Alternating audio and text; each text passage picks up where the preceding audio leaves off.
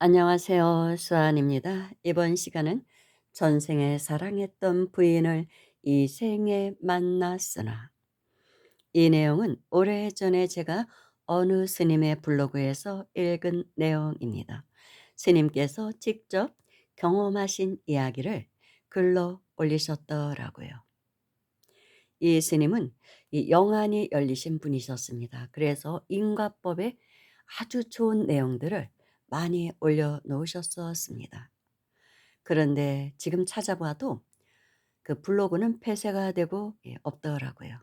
어떤 이유에서인지는 모르지만 많은 공부가 되었던 좋은 블로그였는데, 이 스님은 태고종 스님이었던 걸로 기억이 됩니다. 이 스님께서는 출가를 하신 후에 똑같은 꿈을 반복적으로 여러 번 꾸게 되었다고 합니다. 전생에 대한 꿈. 전생에 너무나도 사랑했던 부인이 있었는데 그 부인이 자꾸 보이더라는 것입니다. 그 그리움이 사무쳐서 그게 시계에 새겨졌겠죠. 전생의 스님은 강원도 아주 깊은 산속에서 농사를 짓는 농사꾼으로 살았었다고 합니다. 부인과 단둘이, 자녀는 없었다고 합니다. 낮에는 부인과 함께 열심히 밭에 나가 일을 하고 밤에는 오손도손 이런저런 이야기를 나누면서 너무나 행복하게 사셨다고 합니다. 비록 자녀도 없고 가난한 농부였지만 부러울 게 없는 그런 삶을 살았다고 합니다. 그런데 어떤 이유에선가 스님께서는 일찍 죽게 되었다고 합니다. 전생에. 그래서 황천길을 떠나게 된 것이죠. 꿈에 강이 보이고 그리고 그 강에는 배가 떠 있더랍니다. 여러 사람들이 타고 있더랍니다. 저승으로 가는 배. 그 배를 타고 스님도 떠나려고 하는데 배가 떠나려고 하는 찰나 너무나 그리운 고향, 그 집을 바라보고 부인을 생각하고 있는데 멀리서 부인이 달려오더랍니다. 여보, 같이 가요. 혼자 가지 마세요. 나도 같이 가요, 여보 하면서 달려오더랍니다. 배를 떠나지 못하게 부인이 제발 저도 타야 되니까 기다려 주세요 하면서 달려오는데 어찌된 일인지 이 배를 지키는 수문장 되는 그런 신장이 있겠죠. 그 신장이 부인을 태워주지 않더라는 것입니다. 스님은 너무나 안타까워서 부인을 맞이하러 막 내려가는데 태워주지를 않더래요. 갈 길이 다르다는 것입니다. 부인과 이 남편 되는 분과는 가는 길이 다르기 때문에 이 배를 탈 수가 없으니 부인은 다음 배를 타고 오시오 하면서 배는 그냥 떠나게 되었답니다. 그러니 얼마나 가슴이 아팠겠습니까? 부인은 그 부두에서 떠나가는 배를 보고 그 남편을 보고 소리치고 여보 여보 하면서 소리치고 이 스님은 그 부인과 같이 못 가서 너무나 안타까워서 손을 내밀면서 또 스님도 부인의 이름을 부르면서 부르짖고 그렇게 떠나는 장면이 자꾸 보인다는 거예요. 그렇게 이별하던 장면. 그러니까 아마도 그 부인도 뒤따라서 죽게 되었던 것이 아닌가 싶습니다. 그런데 그러고 나서는 스님의 영혼은 어느 절집으로 이렇게 들어가는 꿈을 꾸게 되었다고 합니다. 아마도 스님은 절집 아이로 태어났던 것 같습니다. 절에서 태어나는 경우 있잖아요. 그리고 또 스님이 되셨고, 그래서 스님은 그 너무나 그리운 전생의 부인을 잊지 못해서 부처님께 기도를 하면서 예불을 드릴 때마다 부처님께 하소연을 했다고 합니다. 부처님께 부탁을 드린 것이죠. 부처님, 출가 수행자가 돼서 전생의 부인을 잊지 못하는 이 마음을 노여워하지 마시고 나무라지 마시고 제발 단 한 번만이라도 좋으니 이 생에 이 부인을 꼭 만나게 해 주십시오. 그런 은혜를 저에게 베푸신다면 그다음에는 제가 그 부인에 대한 그리움을 잊어버리고 다 놓아버리고 열심히 수행 정진을 할 수 있을 것 같습니다.'라고 간절하게 부처님께 부탁을 했다고 합니다. 그랬더니 어느 날 부처님께서 그 부탁을 들어 주십니다. 그 간절한 원을 들어 주십니다. 스님은 아마 작은 암자를 짓고 사셨던 것 같아요. 그런데 이 스님이 영안이 열렸기 때문에 소문이 나서 그 스님을 찾아오는 사람들이 제법 있었던 것 같습니다. 그래서 어느 날 한 여인이 누군가의 소개를 받았다고 하면서 찾아왔다 합니다. 스님께 상담을 신청하러 온 것이죠. 그런데 스님은 첫눈에 그녀가 바로 전생에 사랑했던 부인이었다는 것을 알아본 것입니다. 얼마나 가슴이 뛰었겠습니까? 설레고 너무나 그리워했던 그 부인의 모습을 보니. 그런데 스님께서는 혹시 이 여인도 나를 알아볼까? 전생에 내가 당신의 남편이었다는 것을 알아볼까 하는 기대를 했었는데 전혀 알아보지를 못하더랍니다. 그리고 그 여인은 이미 결혼을 했고 결혼을 해서 남편이 있고 자녀가 둘이나 있더랍니다. 아주 행복하게 사는 그런 여자더래요. 그러면서 여인이 뭐 이런저런 이제 뭐 질문을 하고 상담을 하면서 떠나면서 간곡히 부탁하는 말이 "우리 남편과 아이들을 위해서 스님 기도 좀 열심히 해 주세요." 하고 그렇게 청을 하고 떠나더랍니다. 스님의 가슴은 강물이 흘렀겠죠. 너무나 허로워서. 허무하기도 하고. 그래서 말없이 고개를 끄덕이셨다고 합니다. 기도해 드리겠다고.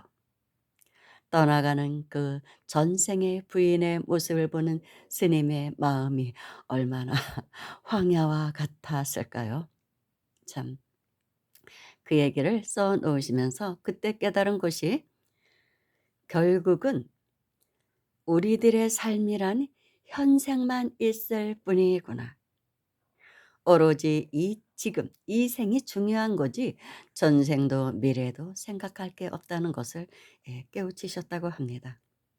전생도 현생에 있고 또 미래도 현생 속에 들어 있고 그리고 모든 사람을 만나는 것은 그 생에는 그 사람을 만나야 될 이유가 있기 때문에 서로 주고받을 게 있고 그리고 풀어야 할 숙제가 있어서 만날 뿐이구나.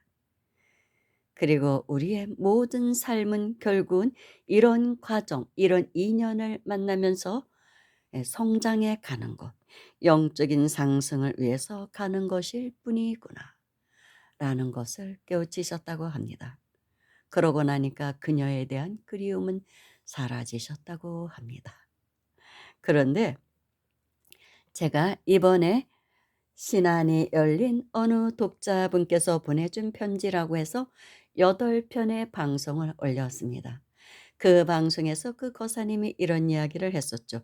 두 번째 편에서 자신이 전생에 경상도 안동인가 거기서 안동 땅에서 그러니까 아주 거부의 집, 사대부집 아주 그런 명망 있는 집안의 아들로 태어났는데 부모님이 잘못해서 어쩌다가 영모죄에 휘말려서 누명을 쓰고 형장의 이슬로 사라져서 자신은 도망을 가서 스님이 되신 이야기가 나옵니다. 그리고 그때 이미 약혼녀가 있었는데 정혼녀가 그러니까 부모님께서 정해준 정혼녀가 있었는데 그녀가 정혼남을 잊지를 못해서 찾아와서 스님이 되신 이분의 절로 찾아와서 비구니 스님이 되었다는 이야기가 나옵니다. 너무나 사랑했기 때문에 부모님이 맺어준 정혼남을 잊지 못해서 정혼자를 잊지 못해서 찾아와서 스님을 시봉을 하고 스님이 대신 어쩌면 남편이 되었을 그 사람을 위해서 그렇게 지극한 정성으로 시봉을 하고 기도를 해 주었던 그 비구니 스님, 혜연 스님이라고 나와 있죠. 그분을 254년 후에 다시 만났다는 말이 있습니다. 그 정혼자를 만났다. 그녀의 영혼을 다시 만났다는 이야기만 나오고 그 이후에 대한 이야기가 없더라고요. 8편을 다 제가 읽으면서 '아 왜 없지?' 궁금하더라고요. '어떻게 만났을까?' 그래서 제가 편지를 드려 봤어요. "그 혜원 스님은 어떻게 됐어요? 만나셨다면서요?" 그랬더니 이 생에서 만났다고 합니다. 그런데 제가 지금 전생에 사랑했던 부인을 이 생에 만난 스님의 이야기와 비슷한 내용이더라고요. 이미 다른 남자를 사랑하고 있는 그녀를 만났었다고 합니다. 그래서 전생은 전생일 뿐이구나. 너무나 그리움이 있었기 때문에 이루지 못한 사랑이었기 때문에 둘 다 그런 비극적인 운명, 가정사에 의해서 스님이 되었기 때문에 뭐 사실은 좋은 것이죠. 스님이 되었으니 뭐 결과론적으로는 더 잘 된 것이긴 한데 아무튼 현실적으로는 이루지 못한 부부지간이기 때문에 그 그리움이 마음속에 그 애틋한 마음이 남아 있었다고 합니다. 그런데 막상 만나보니 그녀는 또 다른 남자를 사랑하고 있더라는 것입니다. 당연히 알아보지도 못하고 전생에 사랑했던 이 정혼자라는 것을 알아보지도 못하고 그래서 오로지 '우리는 이 현생만을 사는 것이구나. 지금 이 생에 만난 인연에게 최선을 다하는 게 좋구나.' 그렇게 생각하셨다고 합니다. 그러고서 미련을 버리셨다고 합니다. 그런 것인가 봅니다. 뭐 사실 그렇잖아요. 이 생에 첫사랑했던 어떤 사람을 이루지 못한 사랑이 있는 사람들이 많잖아요. 이루지 못한 사랑. 그래서 늘 살면서도 가슴에 담아두었던 그 사람을 어느 시점에서 우연히 만났는데 차라리 만나지 말았으면 좋았을 것을 하는 사람들이 많습니다. 너무나 달라진 그 모습. 옛날에 첫사랑했을 때 그 풋풋한 마음은 그 모습도 이미 사라져 있고 늙고 초라해져 가는 모습, 또 많이 탐욕스러워진 모습일 수도 있죠.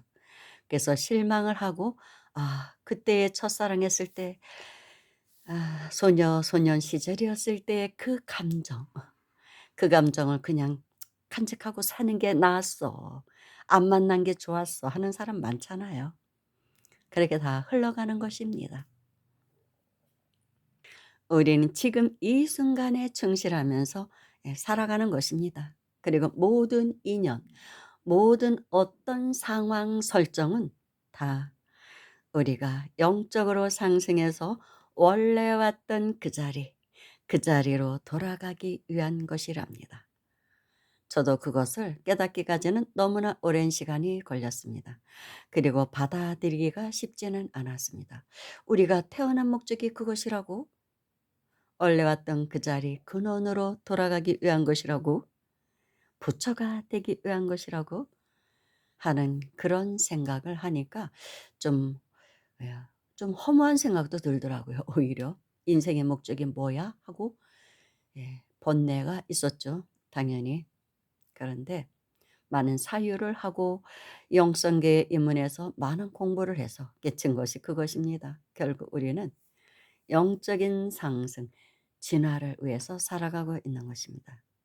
그래서 그 순수했던 순수 의식을 회복해서 그 자리로 돌아가기 위한 것이라고 합니다.